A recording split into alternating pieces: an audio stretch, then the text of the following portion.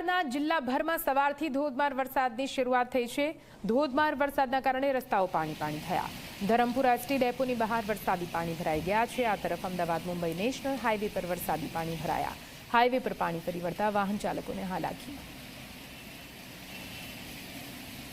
સમસ્યા તો ઘણો વર્ષોથી જ છે અને અમે ઘણી વર્ષોથી મેં જાણ પણ કરી છે, ધારાસભ્યને બી જણાવ્યું છે અને વલસાડ નગરપાલિકામાં એટલીસ્ટ જણાવીને હાઈવે ઓથોરિટીને અમે જાણ કરેલી જ છે કે દર વર્ષે જો વરસાદ પડે કે 2-3 કલાક હેવી વરસાદ પડે તો અહીંયા અવર જવર અમારું બંધ જ થઈ જાય છે। બીજું વસ્તુ કે અમારે જે અટકપાટી મેલીમાટા મડી રસ્તો છે ત્યાં પણ આવી જ કન્ડિશન છે। જો વરસાદ 2 થી 3 કલાક હેવી વરસાદ પડી જાય તો અમારું કાપુ જ બની જાય છે, અવર જવર માટે કોઈ સાધન નથી। બીજું વસ્તુ કે અમે સર્વિસ રોડ માટે માંગણી કરેલી છે ઘણા વર્ષોથી, પણ હજી સુધી સ્વીકારી નથી। અમારે એક જ રસ્તો છે, રોંગ સાઈડે બી જવાનું, રોંગ સાઈડ આવવાનું। ઘણી વખત પોલીસવાળા બી પકડે છે અમને, ગામ લોકોને, કે તમે રોંગ સાઈડે જાઓ છો, પણ અમારા માટે સર્વિસ રોડ મળે જ નહીં તો અમારે રોંગ સાઈડે જ જવું પડે। સર, અમારે આવું જવા માટે ઘણી બધી મુશ્કેલીઓ આવે છે। ઘણા બધા લોકો અહીંયા અવર જવામાં, માણસો જોબ જતા હોય તો એમને આવવા જવા માટે ઘણી બધી તકલીફો વેઠવી પડે છે। ઘણા લોકોની ગાડી બંધ થઈ જાય હોવાથી અમુક માણસો ગાડી બંધ કરીને એ બાજુ એ સાઈડ જવું પડે છે। દર વર્ષે આ પરિસ્થિતિ ઊભી થાય। વલસાડમાં કોઈ પણ જગ્યાના તમે રસ્તા લઈ લો, દર વર્ષે આ હાલત ઊભી થાય છે। એ જરાક વરસાદ પડે એટલે બધે પાણી ભરાઈ જાય, ગાડી બંધ થઈ જાય, બધું જ થાય, બધી રીતના જ તકલીફ પડે। હું અડધો કલાકથી અહીંયા ઊભો છું, આ પાણી ભરાયું છે, મારે બહાર જવું છે, પણ હવે આના માટે મારે આખું 4 કિલોમીટર ફરીને જવાનું। હવે માંગ તો એ જ છે કે સરકાર જેવી પૈસા ખર્ચીને કામો કરાવે, સામાન્ય વ્યક્તિ દરેક વસ્તુ પર ટેક્સ ભરે છે, એ ટેક્સનો સહી પૈસાનો વ્યવસ્થિત ઉપયોગ થાય।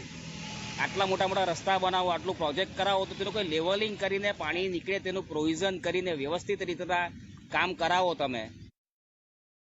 વલસાડ જિલ્લામાં વહેલી સવારથી ધોધમાર વરસાદ વરસી રહ્યો છે। સાથે સાથે જો વાત કરો જે રીતે ધોધમાર વરસાદ વરસી રહ્યો છે, જેને લઈને જે રસ્તાઓ છે તે નદીમાં પરિવર્તિત થઈ ગયા છે। હાલ અમે ઊભા છે ધરમપુર ચોકડી નજીક। આ જે સર્વિસ રોડ છે તે સર્વિસ રોડ ઉપર પાણી ભરાઈ જવાના કારણે વાહન ચાલકોએ હાલાકી વેઠવાનો વારો આવ્યો છે। જે રીતે વહેલી સવારથી જ વરસાદ વરસી રહ્યો છે તેને કારણે જે અમદાવાદ મુંબઈ નેશનલ હાઈવે છે, અમદાવાદ મુંબઈ નેશનલ હાઈવે ઉપર પણ પાણી ભરાઈ ગયા છે। સાથે સાથે જે અમદાવાદ મુંબઈ નેશનલ હાઈવેનો જે સર્વિસ રોડ છે, સર્વિસ રોડ ઉપર પાણી ભરાઈ જવાના કારણે વાહન ચાલકોએ ક્યાંક ને ક્યાંક મુશ્કેલી વેઠવાનો વારો આવ્યો છે। દર વર્ષે અહીં આગળ પાણી ભરાઈ જતા હોય છે અને જે લોકો છે તેઓ પારાવાર મુશ્કેલીઓનો સામનો કરવાનો વારો આવ્યો છે। આપ જે પ્રમાણે દ્રશ્યોમાં જોઈ શકો છો કે જે અહીં આગળ પાણી ભરાઈ જવાના કારણે તે અહીંથી પસાર થતા વાહનો છે તે ક્યાંક ને ક્યાંક જે પાણીમાં બંધ થઈ રહ્યા છે। અડધો કલાકથી આ એક કાર છે તે પાણીમાં બંધ થઈ ગઈ છે અને જે કાર સંપૂર્ણપણે બંધ થઈ ગઈ છે। આપ જે પ્રમાણે દ્રશ્યોમાં જોઈ શકો છો કે લોકો પણ પોતાના વાહનોને ધક્કો મારીને ક્યાંક ને ક્યાંક આ પાણીમાંથી પસાર થવા મજબૂર બન્યા છે, કારણ કે જે દર વર્ષે અહીં આગળ પાણી ભરાઈ જતું હોય છે।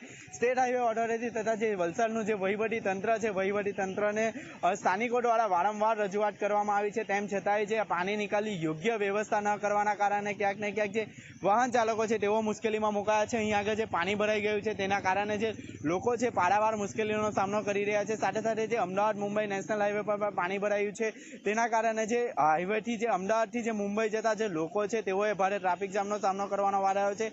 હાઈવે ઓથોરિટી લાખો રૂપિયાનો ટેક્સ ઉઘરાવે છે, તેમ છતાંય જે સુવિધાના નામે કંઈ પણ નથી આપી રહી, તેના કારણે લોકોમાં રોષ જોવા મળી રહ્યો છે। ઉમેશ પટેલ, ઝી મીડિયા, વલસાડ।